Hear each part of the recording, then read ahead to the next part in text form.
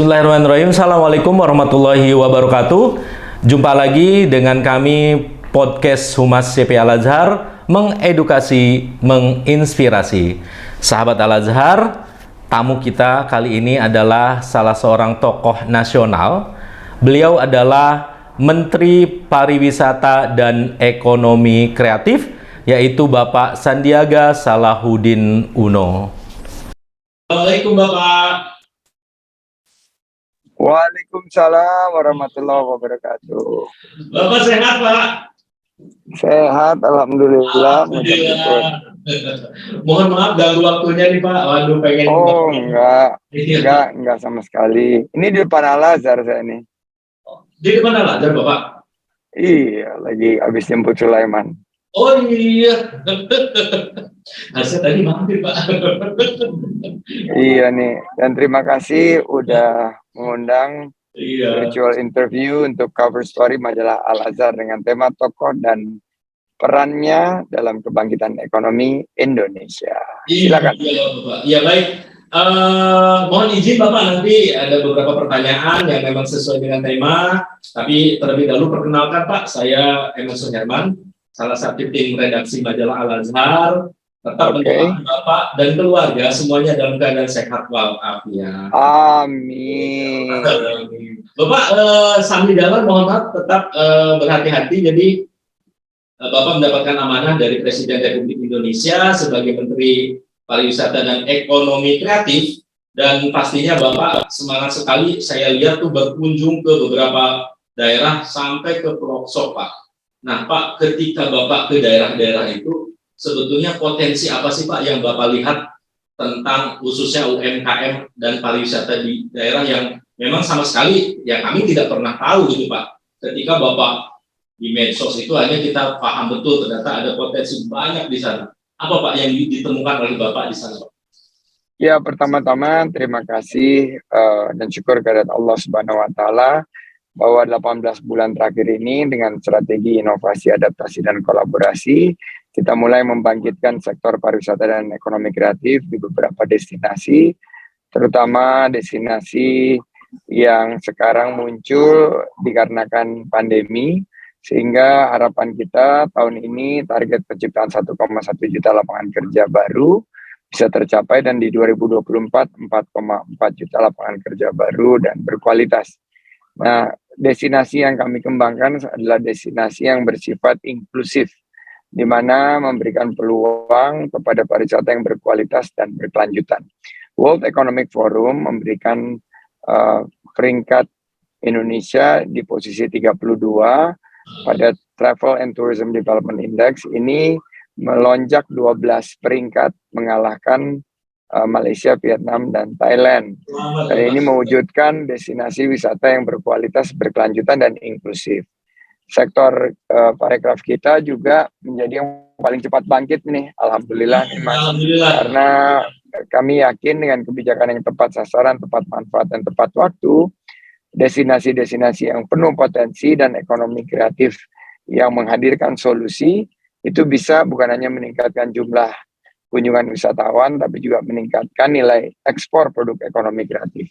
Seperti kita ketahui, BPS sudah merilis kunjungan Wisman ke Indonesia paruh tahun sudah mencapai 1,2 juta wisatawan mancanegara dan naik 1.500% dibandingkan periode sama tahun lalu.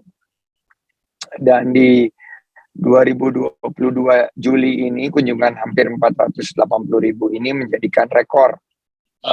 Peningkatannya 40%. Sementara nilai ekspor ekonomi kreatif kita mencapai 25 miliar dolar, dan ini nilai ekspor aircraft berdasarkan 3 subsektor utama, yaitu fashion, kriya, dan kuliner. Saya sangat mengharapkan potensi-potensi tadi yang saya sudah kunjungi dan membuka banyak wawasan bagi masyarakat, banyak destinasi yang keren-keren di Indonesia aja. Jadi sebelum kita berwisata di luar negeri, kita utamakan berwisata di Indonesia aja. Iya, Pak. Saya melihat gini Pak, pariwisata dan UMKM sepertinya tidak akan pernah bisa lepas Pak. Kalau kita buka pariwisata baru, otomatis di sana akan berjamur juga para UMKM nih Pak. Nah sebetulnya Pak, bentuk kolaborasinya itu seperti apa Pak? Kebijakan dari pemerintah atau dari Bapak sendiri Pak? Ya, kebijakannya adalah mengintegrasikan kebijakan pariwisata dan ekonomi kreatif dengan pembinaan UMKM di daerah. Tapi singkatnya, kita melakukan shifting sebetulnya dari pariwisata dan ekonomi kreatif yang sebelumnya hanya rohali. Apa itu rohali? Rombongan yang hanya lihat-lihat menjadi rojali. Rombongan jajan-jajan dan beli-beli. Beli-beli. Ya, jadi beli produk ekonomi kreatif. Jadi kita ingin pariwisata ini juga dirasakan dan menyentuh para pelaku usaha UMKM dan masyarakat setempat. Pemerintah ingin membangkitkan semangat UMKM menjadi lokomotif penciptaan lapangan kerja baru yang serba digital. Tahun ini target kita adalah digitalisasi 20 juta UMKM dan tahun depan mencapai 30 juta UMKM yang naik kelas onboarding e-commerce. UMKM sekali lagi menjadi tulang punggung perekonomian kita dengan total kontribusi hampir 62% dari PDB kita dan total 64,2 juta pelaku UMKM yang sebagian besar bergerak di sektor parekraf. Nah, tahun ini kita juga memiliki program unggulan yaitu Anugerah Desa Wisata Indonesia, Apresiasi Kreasi Indonesia, dan Kata Kreatif Kabupaten dan Kota Kreatif yang mengintegrasikan pariwisata dan ekonomi kreatif, dan terciptalah peluang untuk wirausaha muda dan ekosistem digital. Kita punya beberapa program seperti Widuri Ekraf, wirausaha digital mandiri ekonomi kreatif, ada juga Baparekraf Digital Talent, dan juga ada program tematik seperti Temu Teman Insan Kreatif dan juga Santri Digitalpreneur. Kita juga punya program Gerakan Nasional Bangga Buatan Indonesia. Kita ingin mengajak Al-Azhar untuk ikut berpartisipasi di program Beli Kreatif Lokal. Karena ini menumbuhkan rasa bangga terhadap produk lokal dan mendukung transformasi digital. Jangan lupa ada 5 destinasi super prioritas yang di belakang saya. Ada Danau Toba, ada Likupang, ada Labuan Bajo, ada Borobudur, dan juga Mandalika. Nah, 5 destinasi super prioritas ini kita perkuat rantai pasoknya, kita sinergi agar tercipta sustainable supply chain, dan program ini sangat bersentuhan dan berdampak langsung dengan masyarakat. Iya, baik. Bapak tadi menyinggung tentang dunia digital, sebetulnya sih tadi juga hanya sudah terjawab. Ternyata pemerintah sendiri, khususnya dari Kementerian Bapak, ternyata sudah banyak fasilitas dalam hal dunia digital untuk UMKM itu sendiri. Nah, secara pribadi sih Pak, saya ingin bertanya nih Pak, UMKM. Nah, untuk usaha mikro, kecil, dan menengah, sebetulnya Pak, spesifikasi mikro, kecil, menengah itu perbedaannya di mana sih Pak? Apakah permodalannya kah? Karena kan pasti menyangkut tentang, aduh kalau digital modalnya seperti apa gitu Pak? Gimana Pak?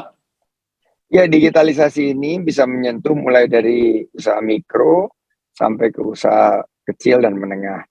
Yang membedakannya adalah skala bisnisnya, skala usahanya. Kalau omsetnya di bawah 300 juta, tentunya masuk mikro. Misalnya kalau bisa naik angka lebih tinggi, dia masuk klasifikasi kecil, dan di atas 50 miliar dia akan memasuki tahap sebagai usaha menengah. Nah, ini kita terus tingkatkan para UMKM yang bisa naik kelas, dan kami melihat nih sebelum kita bergerak ke digitalisasi bahwa meningkatnya kunjungan wisatawan mancanegara ke Indonesia ini sudah 15 kali lipat lebih tinggi. Juga mendorong meningkatnya nilai ekspor produk ekonomi kreatif kita. Variabel menuju kebangkitan ekonomi nasional juga tercermin dari pertumbuhan ekonomi, di mana kita sudah tumbuh 5,44% di triwulan kedua. Nah, berbicara mengenai transformasi ke digital, pemerintah mendorong agar 30 juta UMKM di akhir pemerintahan 2024 ini bisa masuk onboarding ke platform e-commerce. Dan caranya ini adalah mengikutsertakan mereka ke dalam e-katalog. Dan dengan kebijakan Gerakan Nasional Bangga Buatan Indonesia, Lembaga Kebijakan Pengadaan Barang Jasa Pemerintah atau LKPP sudah menampung para UMKM yang mulai dari mikro sampai menengah memanfaatkan peluang dan bergabung di e-katalog nasional, lokal, maupun e-katalog sektoral, e-katalog daerah. Nah, kami melihat bahwa tahun 2045 Indonesia ini akan memasuki era Indonesia emas. 70% usianya produktif. Nah, UMKM ini harus kita percepat sebagai agen pemulihan, agen perubahan, dan agen peningkatan produktivitas, terutama di sektor parekraf. Kami menerapkan upskilling, reskilling, dan new skilling. Karena kita melihat peluang kerja dan peluang usaha yang sangat luas. Dan generasi milenial nih, terutama untuk yang di Al-Azhar, harus terus mengasah diri dengan leadership, kepemimpinan, entrepreneurship, kewirausahaan, dan social responsibility atau tanggung jawab sosial. Teman-teman ingat harus terus inovatif, adaptif, dan kolaboratif, berani mengambil risiko, terus bersilaturahim dalam bingkai networking, menjalin relasi, dan terus miliki dan asah soft skill. Saya titipkan pesan kerja 4As. Kerja keras, kerja cerdas, kerja tuntas, dan kerja ikhlas. Sukses untuk kita semua. Amin. Bapak, ini luar biasa menyangkut ke milenial. Kita di Al-Azhar itu kan pastinya bergerak di dunia pendidikan, pasti. Tetapi terkadang banyak hal yang perlu kita perbaiki. Salah satunya bagaimana sih caranya sistem pendidikan agar ketika lulusan-lulusan kita nih tidak berfokus pada, aduh saya harus kerja kantoran nih, saya harus usaha, harus kerja di bank, kerja di kementerian, kerja di BUMN.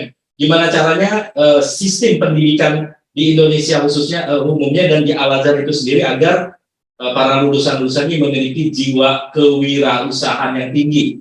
Apakah ada trik dari Bapak atau ini gini Pak, harusnya sistemnya pendidikan seperti ini gitu Pak? Ya, dalam membangun ekonomi umat melalui 3 pilar, yaitu pendidikan, dakwah, dan sosial, ini akan lebih berkualitas dan berkelanjutan jika teman-teman di Al-Azhar membekali anak didiknya dengan membangun jiwa entrepreneur atau kewirausahaan. Ini sebetulnya sudah menjadi pedoman kita karena Nabi besar Rasulullah SAW adalah seorang entrepreneur. Nah, bagaimana membangun jiwa entrepreneur? 3 hal. Inovasi, berani mengambil risiko, dan terus bergerak. Ketika menjadi entrepreneur, saya selalu menguatkan niat dalam diri. Karena semua diawali dengan niat. Innama amalu binniat. Dan bagaimana kita mentargetkan bukan kekayaan. Jadi entrepreneurship itu bukan siapa dulu yang paling kaya, tapi justru siapa yang paling bermanfaat. Karena khairunas anfa'ahum linnas. Dan kekayaan itu bukan tujuan akhir, tapi mencari keberkahan dan ridho Allah Subhanahu wa Ta'ala. Jadi, dalam singkat, kita harus memberikan suatu pencerahan agar entrepreneur ini adalah menjadi pengusaha yang rahmatan lil alamin. Saya yakin teman-teman dengan semangat Fatonah, amanah, sidik, dan tablik akan bisa mencetak entrepreneur unggul dari Yayasan Pendidikan Islam Al-Azhar. Ya, baik Pak, ini salah satu edukasi dan pencerahan untuk kita di Al-Azhar Pak. Memang kita harus menyentuh mulai sekarang karena di era 2045 Pak Saudari ya, itu kan Indonesia emas 100 tahun kemerdekaan Republik Indonesia dan kita harus mempersiapkannya dari sekarang. Saran Bapak, nah untuk YAI Al-Azhar yang bergerak lebih detail Pak di bidang pendidikan, kita sudah ada sekitar 208 sekolah di 22 provinsi. Ada salah satu lembaga pelatihan namanya Rumah Gemilang Indonesia yang merangkul anak-anak yang putus sekolah dilatih untuk memiliki keterampilan dan juga masjid-masjid yang tersebar di beberapa daerah. Terus di bidang dakwah dan sosialnya juga kita bergerak di masing-masing lini memiliki tujuan sebetulnya ingin mendukung pembangunan di Indonesia. Nah, pesan Bapak untuk Al-Azhar secara khusus, apa yang harus dilakukan oleh Al-Azhar agar Al-Azhar itu menjadi bagian atau yang mendukung terhadap program-program kebangkitan ekonomi nasional, Pak? Ya, kalau kita lihat pertama, generasi milenial perlu menyiapkan dan disiapkan agar menjadi agen perubahan, bukan kaum rebahan. Kita dorong agar generasi milenial terus mengasah diri. Bagaimana cara mengasah diri? Mereka harus rajin membuka wawasan dengan meningkatkan kemampuan dalam hal kepemimpinan, leadership. Mereka harus menjadi pemimpin dari unit yang terkecil sampai wawasan menjadi pemimpin bagi bangsa dan negara. Yang kedua, kewirausahaan, entrepreneurship. Mereka harus memiliki wawasan bukan hanya mencari lapangan kerja, tapi bagaimana suatu saat menciptakan lapangan kerja. Karena milenial dan generasi Z yang akan menjadi ujung tombak. Dan kita harus memiliki tanggung jawab sosial atau social responsibility. Melihat kebiasaan dari para generasi milenial saat ini, saya sangat optimis. Dan saya sangat yakin mereka akan mampu mengambil peran menjadi pemenang pasca pandemi dan menjadi agen perubahan di masa depan. Diperkirakan pada tahun 2045, pemuda yang dalam usia produktif saat ini akan menjadi generasi emas. Mereka lah yang akan mulai menata dan menggerakkan perekonomian Indonesia menuju ekonomi hijau, ekonomi biru. Mereka juga akan menghadirkan Indonesia sebagai negara keempat terbesar ekonomi di dunia. Dan jika disiapkan dan dikawal dengan baik, maka bonus demografi akan mengakselerasi hadirnya milenials Indonesia yang mandiri dan berkualitas tinggi. Terima kasih Al-Azhar sudah mengundang dalam bincang-bincang singkat dalam diskusi yang sangat penuh manfaat ini. Amin. Bapak, singkat, padat, tapi di dalamnya banyak edukasi dan inspirasi untuk kita semua. Yang pasti terima kasih Bapak sudah meluangkan waktunya. Pak Sandiaga, terima kasih banyak waktunya. Salam buat keluarga. Sehat terus, sukses terus. Semangat Pak. Minum air putihnya itu loh yang sudah dibawa-bawa luar biasa. Gitu deh, luar biasa. Terima kasih Pak. Terima kasih. Mohon maaf yang sebesar-besarnya. Terima kasih. Assalamualaikum warahmatullahi wabarakatuh. Waalaikumsalam warahmatullahi wabarakatuh.